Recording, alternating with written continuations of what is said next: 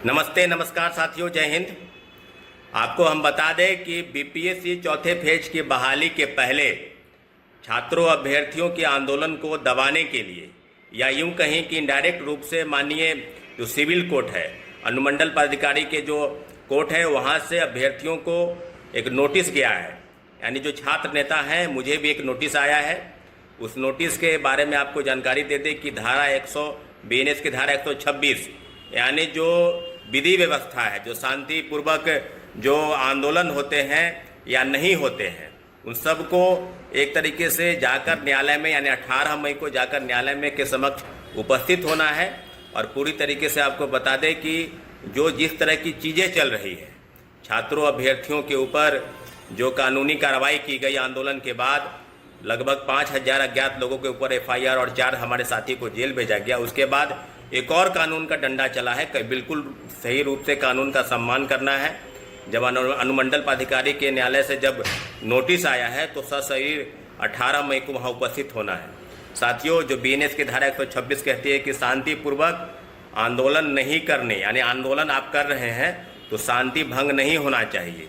जो चीज़ें जो है यातायात के साधन या यातायात के संदर्भ में जितनी भी चीज़ें हैं, वो सब समुचित रूप से उसका विधि व्यवस्था बनाए रखना है। तो इस तरह की चीज़ों का पालन करने के लिए आज नोटिस आया है। तो पूरी तरीके से अभ्यर्थियों के आंदोलन पर जिस प्रकार से व्यवस्था चल रही है, विगत 2 वर्षों से लगातार आंदोलन चल रहे हैं, परंतु अभी तक छात्र अभ्यर्थियों के हित में चौथे फेज की बहाली नहीं आई है। और उसके उपरांत लगातार अभ्यर्थियों के ऊपर लाठीचार्ज, फर्जी एफआईआर, छात्रों को अरेस्ट करके जेल भेजना, और फिर एक और कानून का डंडा चला है कि आपको सशरीर उपस्थित होना है। तो निश्चित रूप से हम लोग जितने लोग हैं, 5-7 लोगों को जो नोटिस आया है, सभी लोग उपस्थित होंगे 18 तारीख को। इतना बता दें आपको कि जिस प्रकार से विधि व्यवस्था बिल्कुल अभ्यर्थियों की तरफ से भंग नहीं की गई। जिस प्रकार से आंदोलन होते हैं तो सभी आंदोलन के पहले इस तरह की चीज़ें होती है, तो घबराने की ज़रूरत नहीं है। जितने भी शिक्षक अभ्यर्थी हैं, जो लगातार आंदोलन चल रहा है और लगभग 1.5-2 वर्षों से TRE 4 के आंदोलन को लेकर जितनी भी चीज़ें हुई है, सबका एकमात्र उद्देश्य रहा है कि चौथे फेज की बहाली। और जब नए शिक्षा मंत्री मिथिलेश तिवारी जी ने बार बार आश्वासन दिया कि हम बहुत जल्द, जिस दिन वो ज्वाइन कर रहे थे उसके ही अगले दिन उन्होंने कहा कि हमको 10 दिन का मोहलत दीजिए, हम चौथे फेज की बहाली हेतु जितने भी विभागीय कार्रवाई है या विभाग स्तर से जो भी होना है उसको अपने स्तर से करके हम जल्द ही जल्द सब चीज़ों पर आप लोगों को जवाब देंगे। और मीडिया के समक्ष फिर जब आए तो फिर वही गोल गोल लच्छेदार भाषा का इस्तेमाल करने लगे कि हम बहुत जल्द करेंगे। खासकर महिलाओं और हमारी बहनों को उन्होंने आंदोलन से दूर रखने का आश्वासन दिया, प्रयत्न किया कि आप दूर रहिए, क्या ज़रूरत है आपको आंदोलन में आने की। तो बिल्कुल आप समझना है कि जिस प्रकार से आंदोलन को अगर दबाने का प्रयास नहीं है तो क्या है।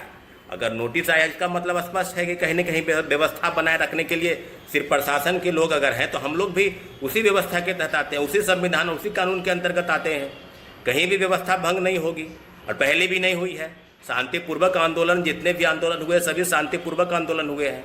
छात्रों अभ्यर्थियों की डिमांड पर अभी तक बहुत सारे आंदोलन इस राज्य में हुए और सभी पर कहीं न कहीं सरकार की निगाहें बनी रहती है।